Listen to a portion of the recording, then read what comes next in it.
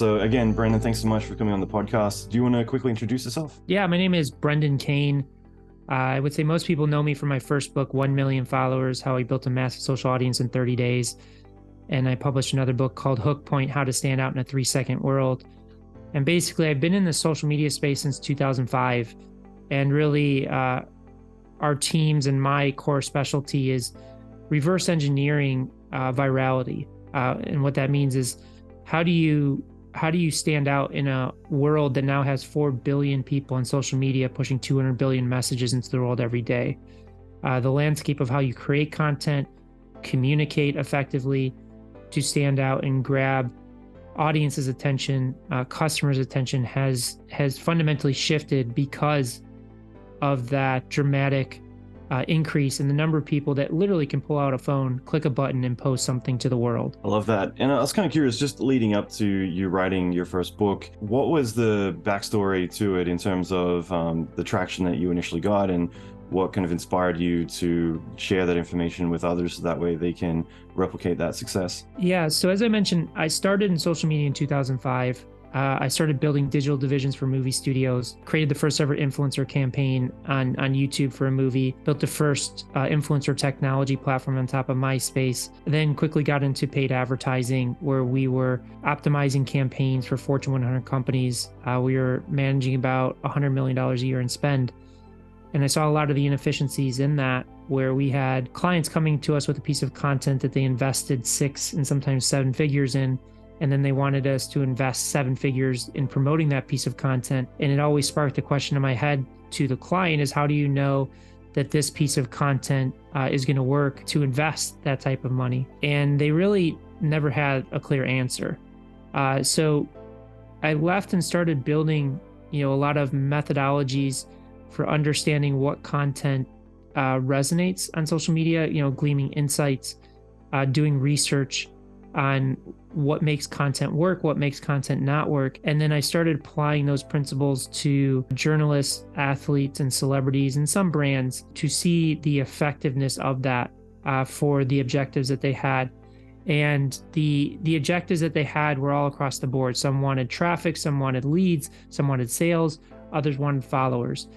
So I really got good at understanding how to effectively construct content that would achieve those objectives. And the interesting one was how you generate followers.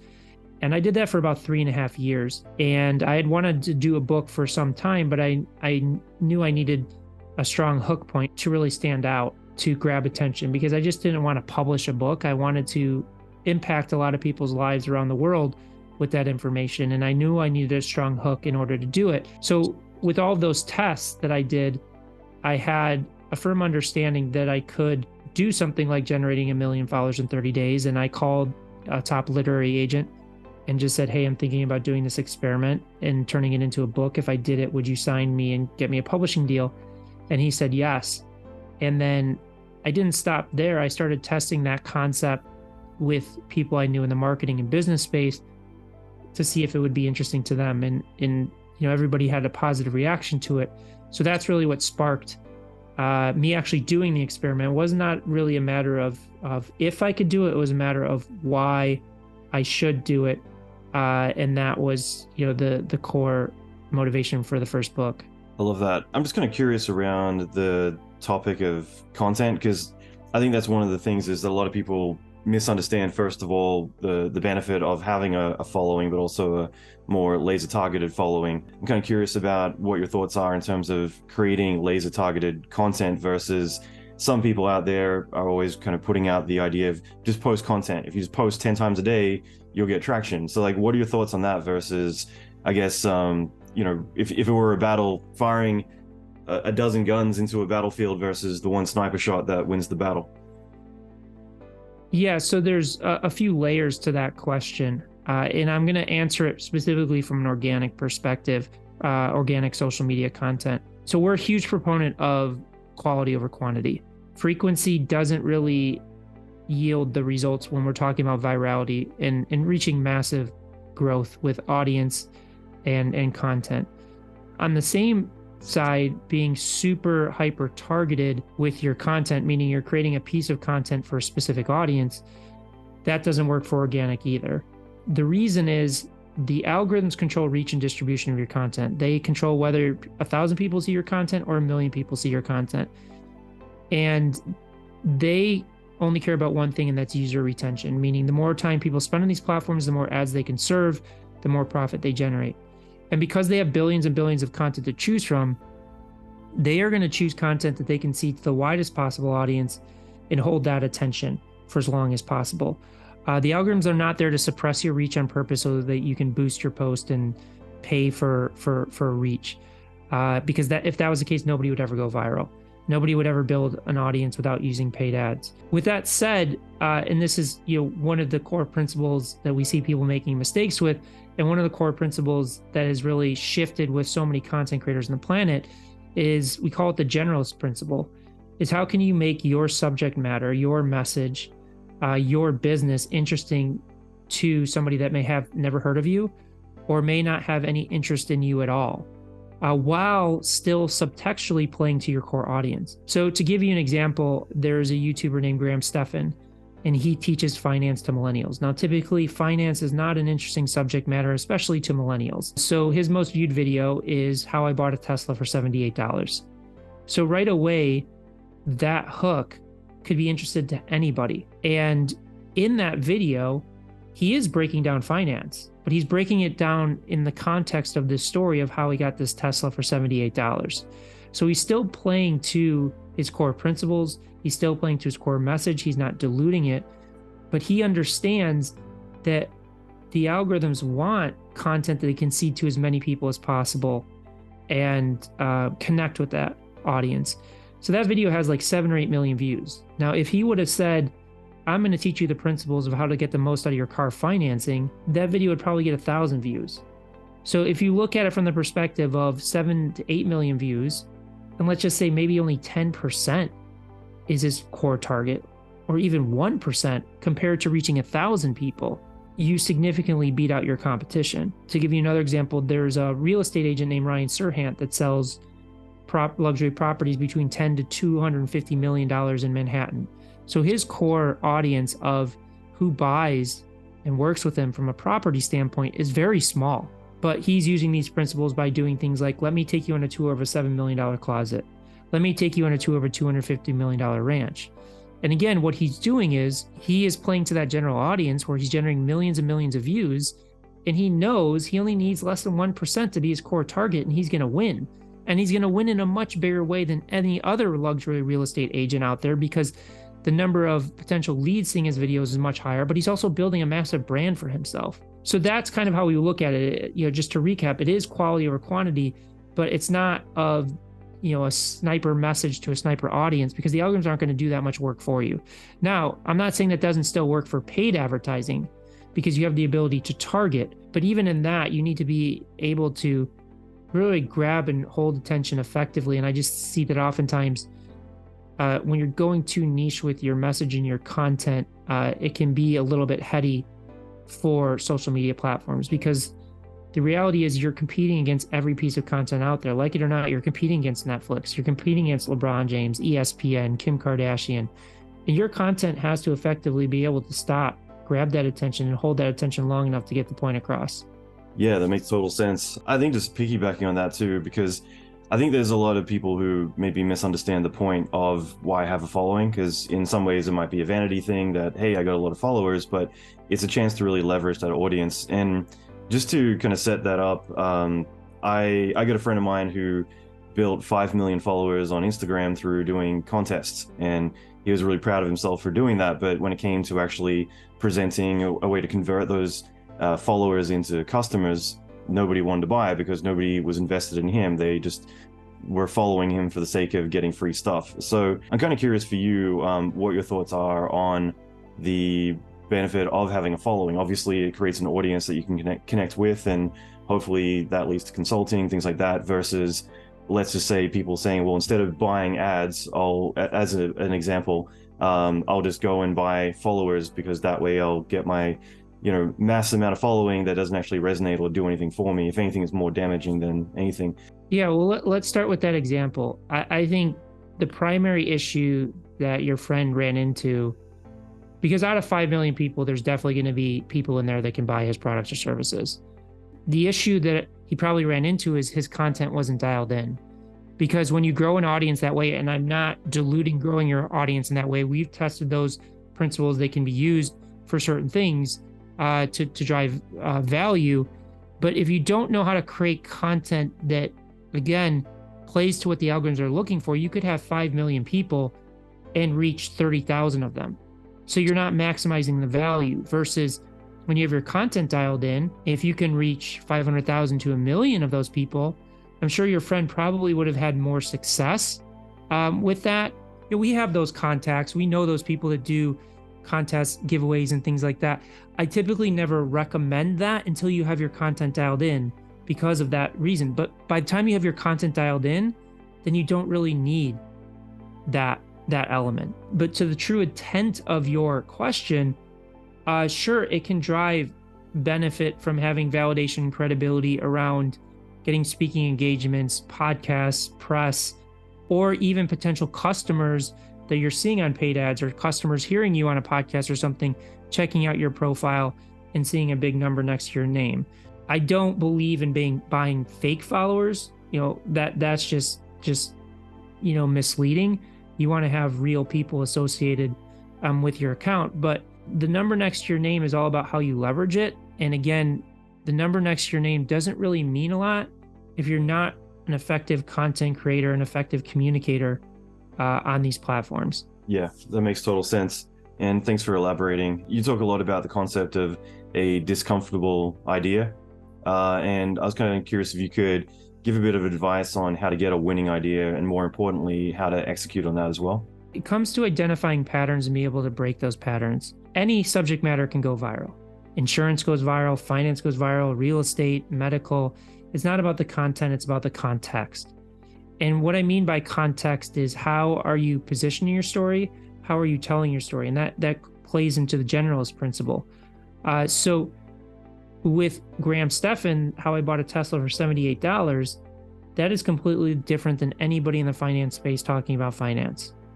And it's very successful because it's breaking the pattern. Nobody really logs onto YouTube that says, I want to watch finance videos. But I would be interested to see how somebody bought a Tesla for $78. So it's really understanding that your subject matter has probably been talked about thousands, hundreds of thousands, millions of times. And if you come off like you are going to say the same thing that they've already heard, even though you may have a different perspective, the minute somebody sees a video with a headline, a thumbnail, a meme card, a caption, and they think they know what the video is going to be about, 9 times out of 10, they're going to skip it. So it's your job to figure out how to really stand out against all of the content that they've consumed on that subject matter. But as we talked about earlier, it's even more important, how can you stand out with people that may have no interest in your subject matter, or have never really heard of you, heard of your product, heard of your business? Yeah, that's great. And do you think that creating curiosity is a strong trigger versus, as you pointed out, like looking at a video, it kind of summarizes what the video is about too much, where you kind of get the gist and you can move away from it? Or what do you think are some of the strongest triggers to get people to, whether it is click or convert or, follow through with what you're putting out there? Well, you do want to set a clear expectation of what somebody can expect in watching that video. But as I mentioned, the context of how you do that dictates whether somebody's going to click and watch it. Because again, how I bought a Tesla for $78, he's still delivering on his expertise, his message and service, but he's doing it in a way, he's setting an expectation that this is going to be a fun video, this is going to be interesting, and it's going to be something you probably have never heard or seen before. So he's setting that expectation up front. Versus, I'm going to show you how I maximize the most out of car financing to get the best deal. Like, I'm not saying nobody's going to watch that, but most people may say, I'm not interested in that. I don't have the time or energy. I'm on social media because I want an escape. Or they're going to be like, oh, I already know these principles and move on. No, that makes absolute sense. I'm curious too, and I apologize if this is a bit too broad, but could you give us some examples of what would be shareable content versus what typically everyone else tends to post out there? Well, from a shareability standpoint, we have like 50 different performance indicators we look at from virality. And it's all context. And what context means is things like pacing, editing, first 3 seconds, captions, title cards. It's not really the content, it's the context of how you're sharing that. And one of the big things that we talk about is effect on viewer. Is what is the effect that you're having on the viewer in them watching the content? And I think that so many people fail to kind of think about that when they're creating a piece of content and sitting back and saying and thinking, like, what is the effect that I want somebody to have when they view this content? Do I want them to be fascinated? Do I want them to be happy? Do I want them to be sad? Do I want them to be laughing? Those key emotions and that effect that it has on them significantly increases the potential of somebody sharing that content. Content doesn't get shared if there's no effect on the viewer. Like, you're not going to talk about a piece of content or any piece of media that you watch if it doesn't have some type of effect on you. Yeah, no, it makes sense. And again, that's why fear and anger seem to be the ones that people respond to the most. I would say it doesn't have to be fear and anger. I mean, we see so many positive, like there's a clinical psychologist, Dr. Julie Smith, that's super viral on TikTok. There is a lawyer, Erica Kohlberg, that breaks down like legal fine print around like airplane tickets and what happens when your AirPods break and things like that. There's the Dodo, that's all about inspirational stories around pets. I would say Grant Stephan is positive. Jay Shetty is amazing. Prince EA. So people often say, and I'm not saying fear and negative content doesn't work on social media, but I think people oftentimes use that as a default and don't kind of really look at the larger landscape of what's happening. Look at Mr. Beast. He's the biggest influencer on the planet, and that's all positive based content. So, and we typically never recommend with our clients to use fear or anger because it just doesn't really yield the results that you're looking for. I can't really think of sitting down and thinking how to make people panic and run around, either angry or in fear. It's not really a positive, healthy thing to put out there. But I guess, like, what would you find is some common traits that most people have that have built a successful brand? Well, the first one is the generalist principle, is making their content, their message digestible for the widest possible audience. A big challenge that people face where others succeed is really the pacing of it. I think oftentimes, especially in the first few seconds, they overwhelm the viewer. They have a meme card, they're talking, they have captions, they're moving.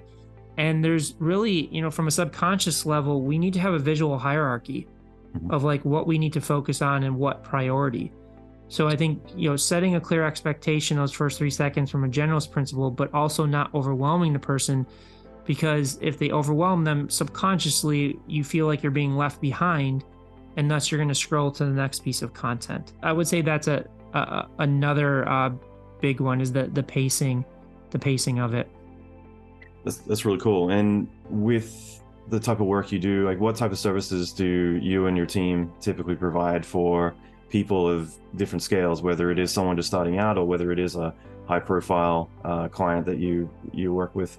Yeah, so everything in our process, so our team's done 60 billion views, 100 million followers, and $1 billion in revenue. And the reason we have success is everything is deeply rooted in research and insights. So we are not making recommendations, developing strategies, helping clients with their social media based upon creative intuition or gut instinct or experience. We are constantly analyzing what is performing, what is going viral, and what is not going viral within the confines of like a specific format or specific genre. Because the biggest issue people look at is they'll look at a successful content creator, they'll look at the successful trend, but they'll just look at the successes. They don't look at the failures. And you need to analyze the content. If we say like a specific format, we need to look at the high performers, but also analyze it against the low performers to, again, understand what are the contextual elements that are different between the two, to give us a really solid blueprint of what is causing this to work and how we could apply it to the client. So there's 2 ways that we work with clients. Is we develop a custom social media strategy for them based upon these research and insights. We train them as an individual or their organization in the way that we look at social media, create social media content, do the research and insights. But then we also have a private mastermind where every week we're delivering new research and insights, and they can participate in a live call and ask questions, but they also get the actual research sheet that we develop and a 10 to 20 page document that breaks down those insights in detail and how they can apply it to their content. That's great. Yeah, I'm sure I'll make sure to link to everything in the show notes too, so people can follow up and start to look into that if it aligns with them. But I think that's really awesome. And I'm curious too, as one example from your book, I was wondering if you could tell the story of how you first got involved with Taylor Swift. Yeah, so I built a technology platform that I partnered with MTV on, and it was a platform that essentially could dynamically write code for you. So we could build enterprise websites and communities, and you literally could do it yourself.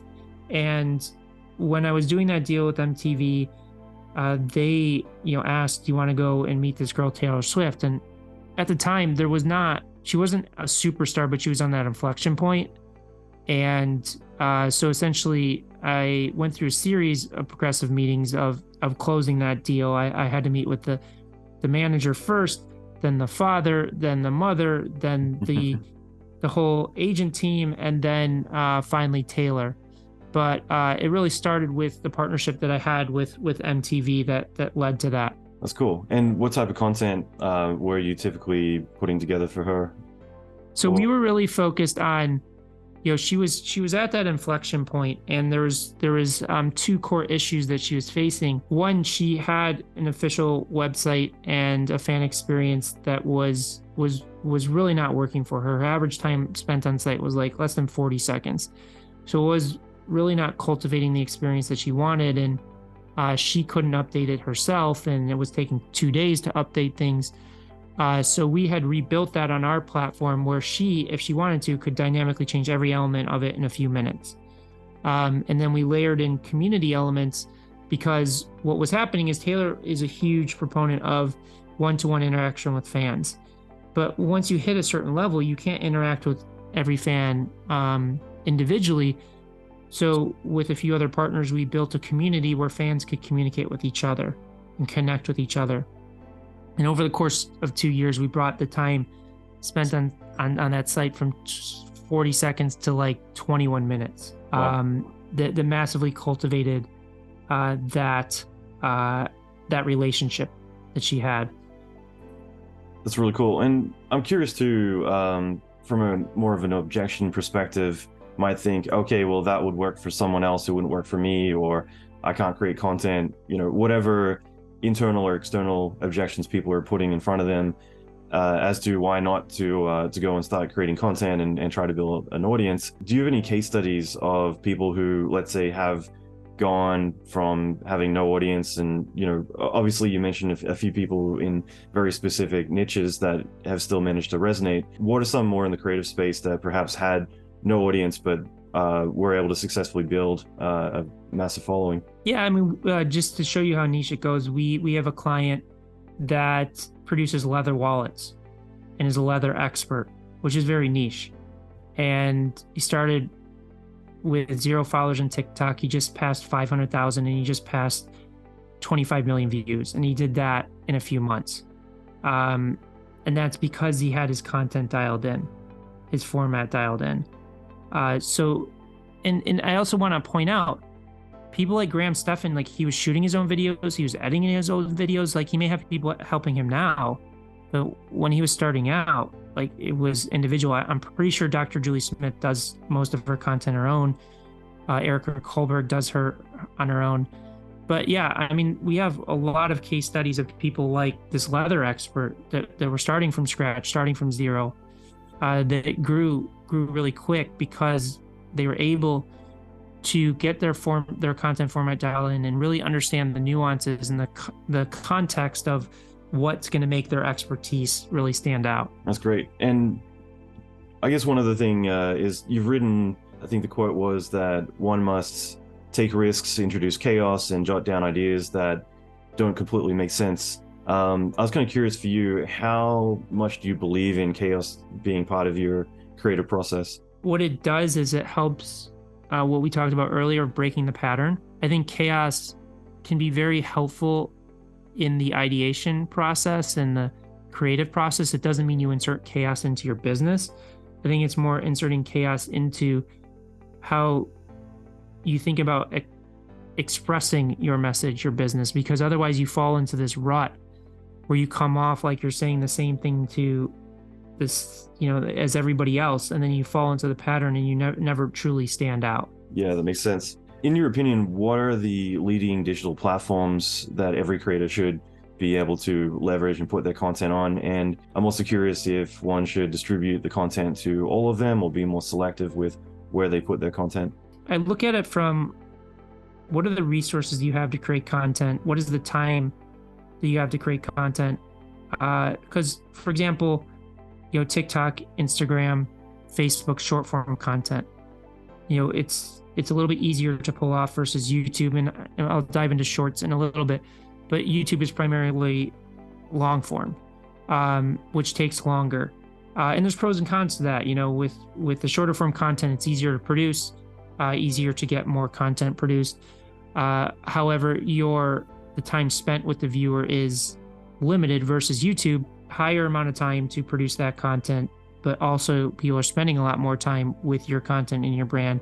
So it can typically yield to a higher connection. But, what we're seeing typically is like, you really want to dial in and focus on one platform at a time, and get good at it, because there's nuances to each platform. Even like TikTok and Reels on the surface looks very similar, but there's nuances in terms of how people consume that content. That doesn't say that you can't distribute that content on other platforms. Just don't expect the same type of performance.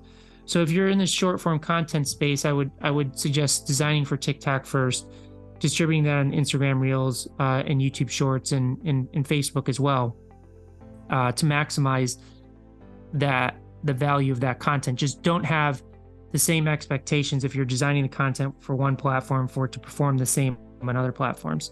And you mentioned before about YouTube Shorts as well. Yeah, so YouTube Shorts is growing in popularity. YouTube is really focusing on that platform. It's presenting a unique opportunity for people that want to reach that audience but haven't been able to produce long form. But what we're saying, and even Mr. Beast was talking about this, is that short form should lead to the long form. Is don't just do short form content on that platform. Also produce that long form so you can really maximize the benefit. Because again, people go to YouTube with the mindset that I'm going to watch an 8, a 10, 20-minute video or longer. And that's distinctly unique versus the other platforms. They don't, even though like TikTok, you can upload a 10-minute video, people are on most occasions aren't going to sit there and watch a 10-minute video.